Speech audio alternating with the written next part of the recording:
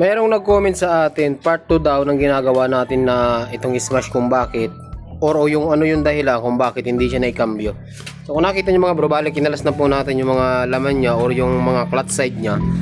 So ang pinakadahilan talaga nito mga bro ay ito. Ito to. Ayan o. Paano ba yan? Hindi kita. Lagyan natin ng flash. Mga bro. Ito. Ang gulaw. Gulo naman. Ayan o. Kita nyo ba? I hope you see it. Ayan o. Yan, yung bearing ng shifting drum natin mga bro, nadurog na po. Yan yung dahilan kung bakit hindi na naikakambyo yung motor na ito. So, gagawa natin ng technique, gagawa natin ng paraan.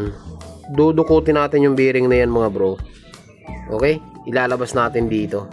Tapos try natin palitan. Malay mo, maging okay siya kapag pinalitan natin. Alright? So, update ko kayo mga bro kapag nagawa natin ang diskarte ng paraan to. Dudukutin muna natin siya para masolve yung problema at magamit na ng may-ari.